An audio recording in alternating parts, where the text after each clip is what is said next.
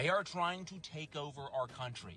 Congress quietly moves to integrate U.S. and Israeli militaries. To put it bluntly, they want our military to be theirs, okay? The 2027 National Defense Authorization Act would, quote, all but fuse the two countries' armed forces together. And that is only one of a laundry list of items that Israel has taken to try to take over our country. Quite a year for Israel. Buy TikTok and censor. Buy CBS and censor. Buy CNN and censor. Buy influencers. Charlie Kirk gets killed. TPUSA becomes more Israel. Geofence churches. 1,000 pastors become Israel ambassadors. Replace MTG with pro-Israel. Replace Massey with pro-Israel. Once again, it's Israel's world, and we are just living in it.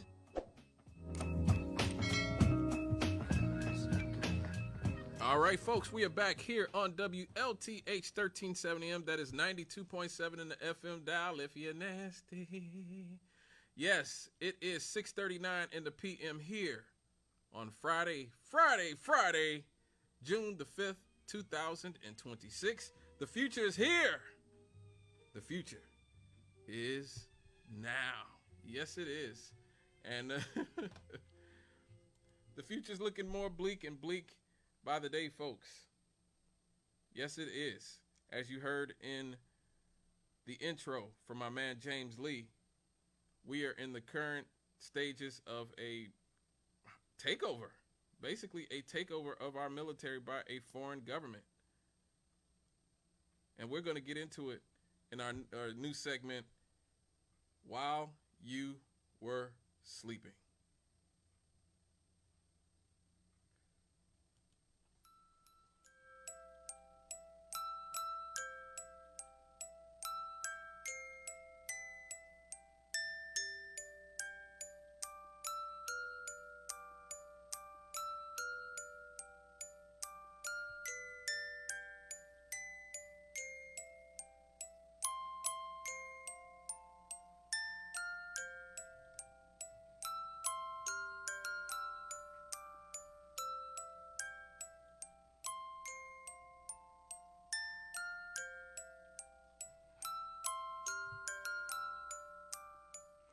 Yep, folks, while you were sleeping, Congress was hard at work, working hard at giving even more of our money to Israel. Yes, they were. The House version of the 2027 National Defense Authorization Act, or NDAA, could dramatically deepen military and technological integration between the United States and the state of Israel, which is a foreign state. I have to remind people this because a lot of people don't understand that. Section 224 of House NDAA, called the United States Israel Defense Technology Cooperative in Cooperation Initiative, would create a level of military industrial cooperation between the two countries that goes far beyond traditional military aid. This could become one of the most significant expansions of U.S.-Israel defense ties in many, many decades. Now, what would Section 224 do? Section 224, not to be confused with 227, with Jack A. and Mary. No, this is Section 224. The proposal would expand cooperation into many areas like artificial intelligence. We talked about this a lot on here. All these data centers, folks, they are not for you to watch Netflix. They are not for you to watch YouTube and cat videos. You are already watching Netflix. You are already watching cat videos. You are already doing that. And you didn't have 1,000, data centers in your backyard poisoning your air and water and running up your electricity bills every month. This is about artificial intelligence. I told you guys a few years ago when the genocide in Gaza started that Israel was using artificial intelligence called Where's Daddy, where they could follow Hamas fighters home and drop bombs on their building and kill their entire families. And so a lot of times they were not just killing the person, they were the, say, military age male that they would look for, they would kill everybody in the building, all of their neighbors, their friends, their families, etc. They were using AI to do that. That's not me saying that. That's one of Israel's own magazines, Plus 972 magazine, reported on that. And so now we're going to expand that and help them do even, not only, kill more innocent civilians, but we're going to expand our surveillance state as well. Quantum technologies, autonomous weapon systems, cyber warfare, direct energy weapons, biotechnology, joint weapons development, co-production of military equipment, shared research and development programs, data sharing and network integration systems. The language goes way beyond the current missile defense cooperation programs, such as the joint developments of systems like, say, the Iron Dome. Israel has an Iron Dome that's supposed to protect them from incoming missiles from Iran or from Hezbollah in Lebanon or whatever. No, this goes beyond that. And instead envisions cooperations across almost every major emergent military technology sector. Now, there is a key phrase in the legislative text, in the text of the legislation that is being written here. Technologies are to be defined for integration into the United States system and programs of record. That is not foreign aid. That is making Israel defense technology a part of United States military technology. They are literally integrating themselves fully within our system. So this is not just another aid package. It's being presented that way. No. Now, why are they doing this? Because they know Israel is fully unpopular. The entire world hates them at this point for what they're doing to the Palestinian people and what they're doing in Lebanon now. And now people know about the Greater Israel Project, where they plan on taking huge swaths of the Middle East, including Saudi Arabia, Jordan, Syria, Lebanon, and turning it into their personal playground. People especially hate what they're doing. They plan on institutionalizing long-term military integration. So rather than Congress periodically approving aid to Israel, like say when Obama gave them $40 billion, yeah, we ain't forgot about that. And that was after Netanyahu flew to America and disrespected Obama by speaking in front of Congress without telling him. And he still gave him $40 billion. Just saying. Rather than Congress periodically approving aid, the two defense sectors would become increasingly interconnected through shared projects and supply chains. So you wouldn't have a separate supply chain. You wouldn't have a separate project. You would just have an integrated United States of Israel, basically, project and supply chain.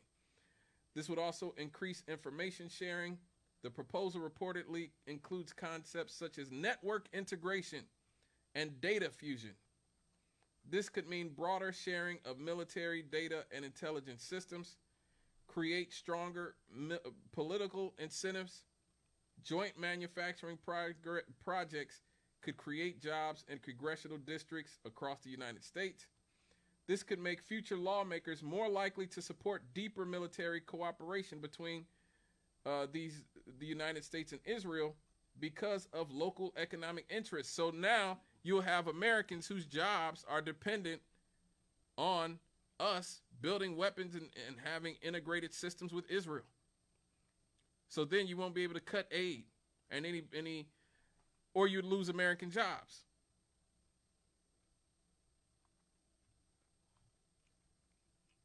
There's also the risk of U.S. entrapment. Tighter military integration could make it harder for future U.S. administrations to distance themselves from Israeli military operations or regional conflicts. This is what has always been the case since the 80s and 90s. Benjamin Netanyahu has come to America time and time again and tried to force American presidents into bombing who he wanted them to bomb. We know now that Israel was trying to blackmail Bill Clinton about his affair with Monica Lewinsky before it fully came out to the public. They knew about it, and they were trying to blackmail him. But it came out anyway, so it wasn't successful. Now, you won't even have to go through that. Our militaries will be so integrated,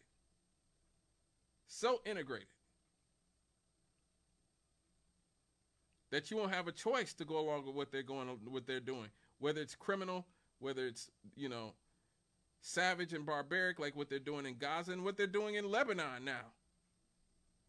They're just repeating the Gaza playbook in Lebanon now, and intend to do so in Syria and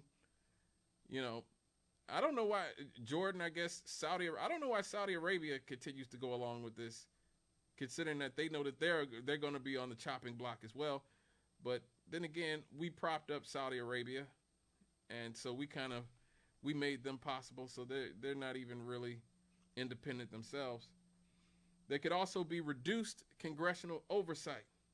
Moving towards integrated programs and joint ventures could make the relationship less transparent than direct aid appropriations that receive regular public debate. So there won't be any debate. It'll just every year go on the books of the Pentagon that never gets audited. We have so much money going to the Pentagon, over $1 trillion. We don't know where all of it goes. We know that we lose trillions of dollars in all these conflicts, but where does the money go? Meanwhile, as we talked about last week, we're the only advanced nation that does not have universal health care. We're the only one. Every other first world country has it. And they tell us that they can't afford it. And they tell us that they have to send money to Ukraine and Israel and all these other places. Meanwhile, our schools are falling apart. Our roads are falling apart. Our bridges are falling apart. Our families, our communities are falling apart. What are you going to do? It also will increase a growing Israeli influence. Expanded defense industry cooperation could increase Israel's influence within U.S. domestic politics, because more American jobs and businesses would become linked to Israeli defense partnerships. It's like we talked about earlier. Good luck. Good luck voting to or trying to argue that we should send less money to Israel when American jobs will depend on it. Good luck with that.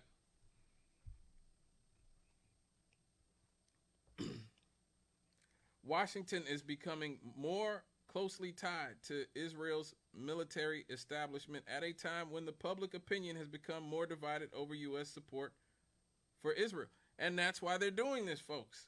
They know how unpopular they are. They know that the entire world is against them now.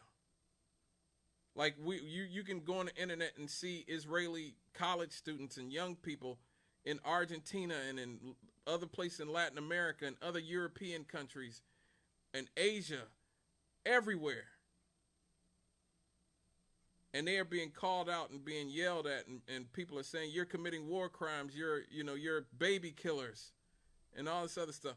They are being completely driven out of a lot of the world, which is the plan. The whole plan for this greater Israel project, where they plan on annexing the entire Middle East, basically, and creating a giant Israeli state that will be the most powerful state in the world, more powerful than the United States at that point, because they're destroying us to prop them up. The point will be that all the world's Jewry won't be able to live anywhere else in the world, thanks to all the reckless, horrific things that Benjamin Netanyahu and Ben-Gvir and Beelzebub Smotrich and all these Beelzebub Smotrich, as I like to call them, are doing.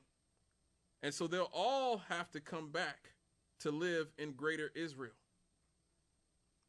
because they'll be so unpopular everywhere else. It's almost like they're doing this on purpose.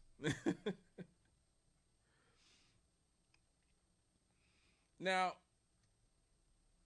the provision must survive committee consideration, which they already voted on it, and Thomas Massie and Ro Khanna tried to get him to take it out, and they failed.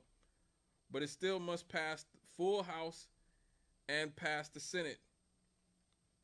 Then survive House-Senate negotiations before becoming law. And so you do have people like Ro Khanna, who's a Democrat, and Thomas Massie, a Republican, who just lost and is going to be out of Congress relatively soon, fighting against it. Now, if you and anybody listening to this wants to actually stop this from happening, this is issues and answers. You got the issue. Here's the answer.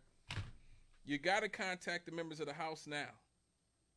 The House is in chamber considering the provision.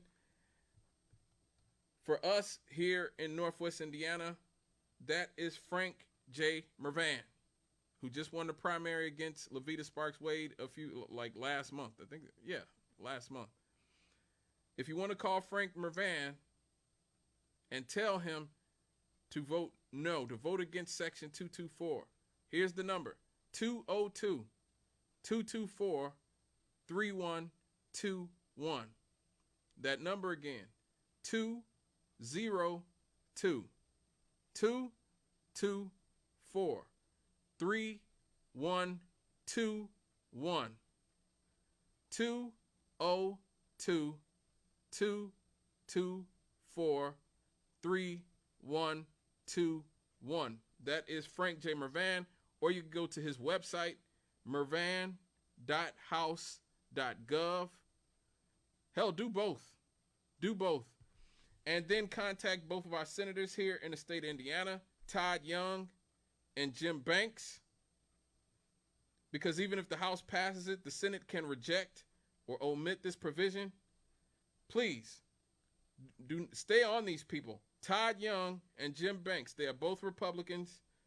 You can call Todd Young at 202-224-5623. Or you can go to his webpage and contact him directly, www.young.senate.gov. So yes, Todd Young, the Republican, 202-224-5623, or go to his website, young.senate.gov. And also Jim Banks. Jim Banks, another Republican, his number is 202-224-4814 or 4814. Again, 202-224-4814. And you can go to his website, banks.senate.gov as well. Stay on these people. Stay on Frank J. Mervan. Stay on Todd Young. Stay on Jim Banks. Flood their offices with calls. Go to their website if you have the internet. Flood their contacts with objections to this. This is literally about the sovereignty of this country.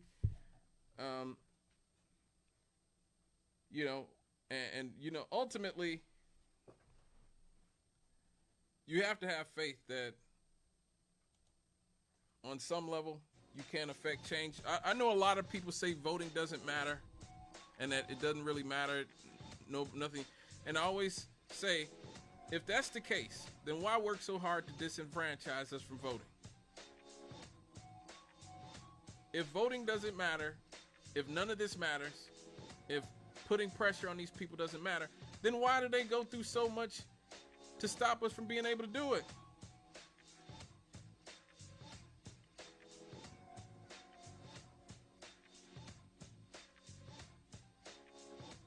Why suppress votes? Why gerrymander?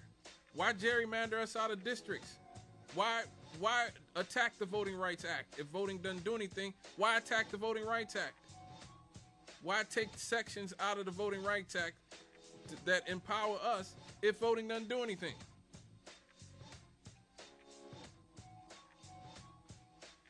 You got to think, folks. These are still our representatives. They are still our representatives. They represent us. We pay their salary. They work for us. All right, folks. It is almost 7 o'clock, so you know what time it is. It is time. It's time for some happy happies. Lighten the mood just a tad bit. So please stay with us here on WLTH 1370M. That is 92.7 in FM dial. We'll be right back after these on Straight Out of the Cannon.